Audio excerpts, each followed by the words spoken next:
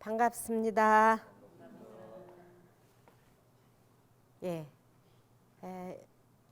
제가 고추 농사를 많이 하는데 고추가 사실은 봄부터 얼마나 사실은 작은 씨앗을 심어서 모종을 옮기고 또 그 모종을 옮겨서 바람에 넘어지지 않도록 지주대를 세워주고 줄을 매고 그랬음에도 불구하고 사실은 풀을 또 얼마나 매줘야만이 고추 하나가 열리는지 몰라요. 그래서 여름 내 사실은 고추 심어놓고 보살님들이 들어와서 매주고 줄 매주고 심어주고 함께 땀 흘리면서 했는데 고추가 아주 정말 잘 열렸어요. 그랬는데 한번 태풍이 오니까 이게 태풍에 그냥 또 왕창 쓰러진 거예요. 아주 단단히 줄을 맨다고 맸는데도 불구하고. 그래서 다시 또 그걸 일으켜 세워서 거의 그래도 잘 살아서 빨갛게 익어서 지금은 이제 고추를 많이 말리고 있는데, 왜 고추 이야기를 하느냐, 어떠한 사실은 열매를 하나 거두기에는 봄부터 얼마나 많은 노력과 땀과 또 그 곁에 자라는 풀을 매줘야만이 그 곡식이 자라는지 몰라요. 그래서 우리가 깨달음의 열매를 맺기까지에는 그와 같은 노력이 없이는 할 수가 없습니다. 다음 시간에 부처님의 그러한 갈고 뿌리는 법문을 해드리겠습니다만, 사실은 여름 내 흘린 땀이 그렇게 고추 속에 빨갛게 익어가고 또 여러분들이 먹을 수 있는 그런 음식이 된다라는 거 한번 생각해 보시고요. 오늘은 부처님의 법 가운데 중도에 대한 말씀을 드리겠습니다. 여러 차례 사실은 부처님의 깨달음은 중도라는 것을 말씀을 드렸습니다. 그래서 처음 강의할 때도 교진여등 오비구가 저기 시달태자가 온다라고 그러니까 나를 고다마 시달태자라고 부르지 마라, 나는 열애니라 그러면서 열애는 중도, 즉 진리를 깨달은 자다라는 말씀을 하셨어요. 어느 날 부처님이 마갈타국에 계실 때인데 그때에 머무르면서 그런 말씀을, 강물 곁에 이제 제자들과 한 강가를 이렇게 거닐면서 강가에 통나무가 하나 떠내려가는 것을 보시고 그런 말씀을 하십니다. 저기 강물에 떠내려가는 통나무를 보아라. 만일 저 나무가 이쪽 기슭이나 저쪽 기슭에도 닿지 않고 중간에 가라앉지도 않고 섬에 얹혀지지도 않으며 사람에게 건져지거나 사람이 아닌 것에 잡히지도 않으며 물을 따라 돌아오거나 하지 않는다면 저 나무는 결국 바다로 들어가게 될 것이다 라는 얘기를 해요. 지난 시간 바다 이야기를 했죠. 우리가 그렇게 통나무가 하나 떠내려가는데도 그게 어디에 걸리지 않고 떠내려가게 되면은 바다에 이르게 된다라는 말씀을 하시면서 끊임없이 이렇게 너희들도 그와 같아서 만일 도의 강물 위에서 이쪽 기슭이나 저쪽 기슭에 닿지 않고 중간에 가라앉거나 사람이나 사람 아닌 것에 잡히지 않고 물을 따라 이렇게 돌아오지 않는다면 열반의 바다에 들어가게 될 것이다 라는 말씀을 하십니다. 지난 시간 바다에 그렇게 이르르는 이야기를 했는데 부처님이 제자들을 데리고 이번에는 강물에 나가셔서 강물을 보시면서 그런 얘기를 합니다. 그래서 우리는 이쪽 저쪽에 걸리지 않는, 양변에 걸리지 않고 또 머무르지 않는다면, 또 뒤로 돌아가지 않는다면, 자 여기에서 우리가 한번 보세요. 이쪽 저쪽 양변이라는 것은 이것이 옳다 또는 저것이 그르다, 또 이것은 내 것 저것은 내 것, 뭐 이렇게 아상인상 중생상이라든가 아집 법집이라든가 우리가 생활하면서 걸리는 일들이 얼마나 많아요. 내 아들 때문에, 내 손자 때문에, 내 돈 때문에, 내 명예 때문에. 정말 사실은 내가 깨달아야 하고 내가 평화로워야 되는데 그런 것 때문에 평안을 얻지 못하는 경우가 너무나도 많습니다. 부처님은 우리가 마침내 이것에나 저것에나 걸리지 않도록 하는 중도법문을 많이 하셨는데, 부처님의 말씀은 결국 나라는 것은 중도, 이쪽에도 걸리지 않고 저쪽에 걸리지 않는 그러한 걸음을 걷게 되면은 마침내 바다에 이르른다라고 하셨는데, 우리가 마지막 가는 길에 늘 외우는 게 뭐가 있어요? 법성계. 예, 법성계 가운데에도 가장 끝 귀절에 그런 게 나오잖아요. 이다라니 무진보, 장엄법계, 실보전, 궁좌, 실제, 중도상, 구례부동, 명의불이라고 합니다. 그러니까 사실은 이다라니 무진보배, 지난 시간 말씀드렸듯이 내 안에는 무진보배가 있다라고 그랬어요. 넓게 쓸 수 있고 크게 쓸 수도 있고 광대원, 둥글게 쓸 수도 있고 만, 가득한 마음이 자리하고 있고 광대원만, 무에 걸리지 않는 마음. 우리 많은 것에 걸려 살잖아요. 저도 많이 걸려요 사실은. 그렇지만은 걸리지 않으려고 노력하는 마음 때문에 제가 이제 그 시간에 번뇌하는 것보다는 금강경을 읽는 게 좋다, 번뇌하는 것보다는 또 경전을 보는 게 좋다. 그래서 이제 그런 것을 잘 말하자면 뗏목이 걸리지 않고 잘 내려가듯이 나를 잘 운전해 나가려고 노력하는 거예요. 그래서 여러분들이 이와 같이 내 안에 많은 보배를 있지만 이걸 잘 쓰는 법을 알아야지 돼. 운전수가 차를 아무리 좋은 걸 가지고 있어도 운전하지 못하고 또 잘못 운전하면 어때요? 차도 버리고 자기도 다치고 남도 해치고 결국은 감옥도 가고 생명체도 잃고 재산도 잃어버려요.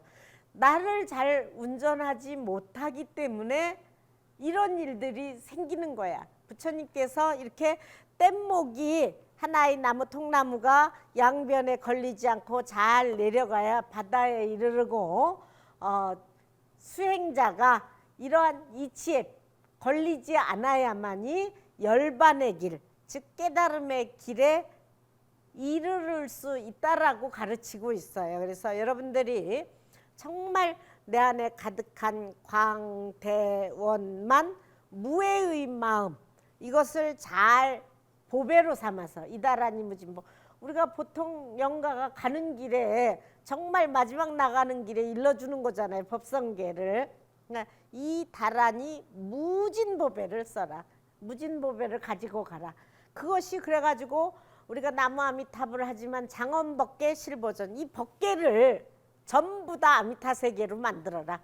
그러니까 갈 것도 없어. 이 자리가 바로 법계가, 우리가 다 지금 여러분들이 앉아있는 소계가 다 법계예요. 깨닫지 못해서 이게 그냥 여기가 중생세계다, 여기가 내 집이다, 여기가 나를 괴롭히는 일이다, 이렇게 생각을 갖고 있기 때문에 법계를 장엄하지 못하고 청정한 마음을 지니지 못하기 때문에 괴로운 세계가 되지, 여러분들이 깨닫게 되면 이 자리가 다 그대로 법계인 거예요. 그러니까 영가에게 그걸 일러주는 거예요. 광대원만, 네가 넓게 쓰게 되면은 이다라니 이 법계를 장엄해서 어디에 앉아? 중도의 자리에 앉아라. 응?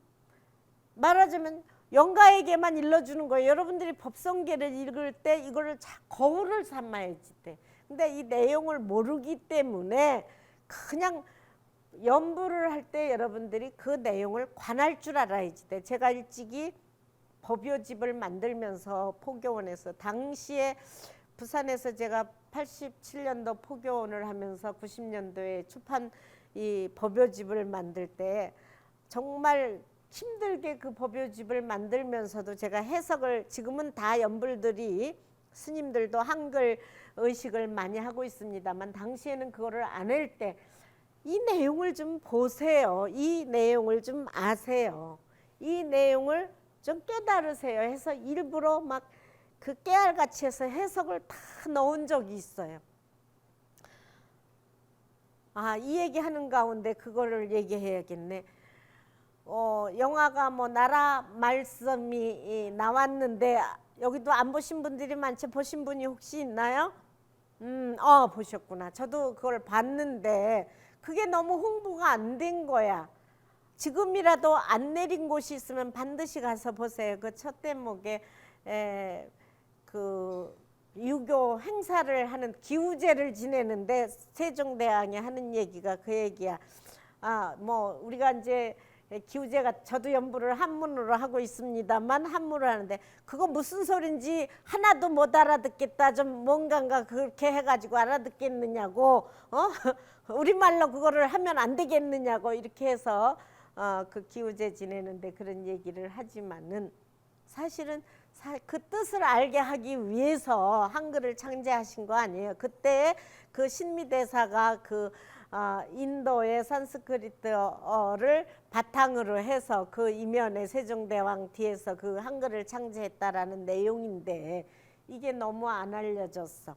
그래서 사실은 그러한 영화를 좀 꼭 보고, 그 영화가 사실은 조계 총무원에서 이게 시사회를 하고 본사에서 시사회를 하고 불자들에게 많이 알려졌으면은 정말 이게 더 좋았는데 이게 뭐 타 종교인들이 다 지금 아주 꽉꽉 차게 못 보게 이렇게 되고 또 고발까지 역사 왜곡이다 해서 이렇게 됐는데 사실은 우리 인도 가보신 분 알겠지만은 뭐 지금도 우리 용어 가운데는 불교 용어가 다 그대로 녹아 있어요. 뭐 신라는 더 말할 것도 없고 이미 고구려 소수리망 때 불교 들어오기 전에 가야로 해서 허아웅과 김해로 들어왔다라는 거 아니에요. 이미 그때 벌써 불교가 다 이 나라에는 전파가 됐고 셔라벌이라는 뭐 신라의 이 용어들이 다 녹아 있고 이미 스님네들은 산스크리트어의 영향을 다 받고 있고 그랬는데 그거 홍보도 제대로 좀 안 된 것 같고 그래서 좀 안타까워요. 지금이라도 영화가 안 내려졌으면 뭐 서울에서나 또 이 방송을 보시는 분들은 좀 보셨으면 좋겠습니다. 그래서 거기에 제가 그 나란 말씀 가운데 세종대왕이 그런 뜻에서 한글을 창제했다 그러듯이 저도 이 부처님 법이 너무 좋은데 이게 다 한문으로 돼 있어 가능한 한 한글로 이게 보게 하기 위해서 제가 사실은 법요집을 일찍이 그렇게 만들었던 거예요. 지금도 이게 이제 8세인가 몇 세가 이게 인쇄돼서 지금 나오고 있는데 그럼에도 불구하고 해석을 안 본다라는 거예요. 여러분들이 가능한 한 이 해석을 보셔야지 돼. 스님 연부라는 걸 그리고 들어야지 돼. 듣고 그 뜻을 알아야 깨달음을 알 수 있죠. 그래서 반드시 그 우리가 연부를 할 때 그 내용을 모르면 묻고 또 스님은 해석해 줘야 할 필요가 있겠고 그렇게 합니다. 그래서 잠깐 법성계 끝에 얘기하면 중도 얘기를 하잖아요. 이다라니 무진보, 장엄 법계, 실보존. 이 법계를 정말 아주 보배로서 다 장엄에서 궁전을 만들어 가지고 뭐야? 궁자 실제 중도상, 중도의 자리를 앉아라. 사실은 바다에 들어가면 다 같이 한 마시듯이 내 마음 가운데 내가 작다 크다라는 생각이 없으면 내 마음은 그대로 부처님 마음과 통하는 거예요. 중도의 자리에 앉게 되면 그렇잖아요. 영가도 이미 죽었다 생사를 넘어서서 내가 한 생각에 깨달음의 자리에 앉게 되면 너다 나다 생과 사다 이게 없는 거예요. 그래서 중도의 자리에 더 앉을 수 있는 그런 마음이 대지된다라고 그래요. 구례 부동 명의불, 그것을 옛날부터 부처라고 이름한다라는 거예요. 중도의 자리에 앉은 분을 부처님이라고 한다. 그러니까 여러분들이 하루에 한 번쯤은 중도의 자리에도 한 번, 내가 마침내는 중도의 자리에 깨달음에 이르러야 되겠지만 그 맛을 조금이라도 우리가 바닷물을 뭐 다 마시지 않아도 그 짠맛을 알 수 있다라고 그랬잖아요. 여러분들이 잠시라도 삼매경에 들 수 있어야지.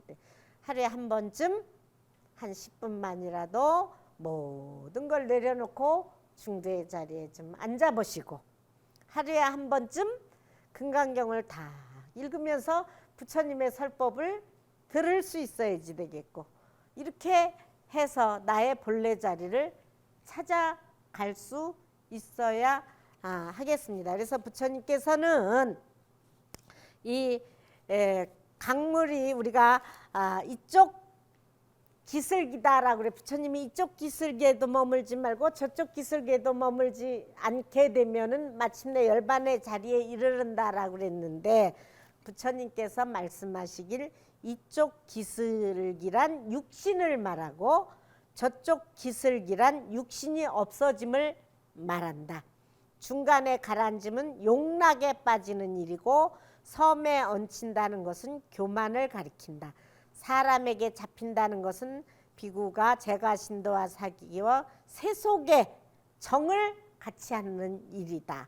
그래서 이와 같이 도닦는 마음을 타락시키는 일이고, 사람 아닌 것에 잡힌다는 것은 비구가 천상에 나기 위해 수행하되 이 계행과 이 고행에 의해 천상의 날이라라는 생각조차도 사람 아닌 것에 잡히는 것이다 라는 얘기를 하십니다. 그러니까 우리가 천상에 나는 것도 우리가 육도윤회는 천상에서도 복진타락이라고 그랬잖아요. 그러니까 비구는 철저하게 천상에 나기 위해서 수행하는 것이 아니라 뭐예요?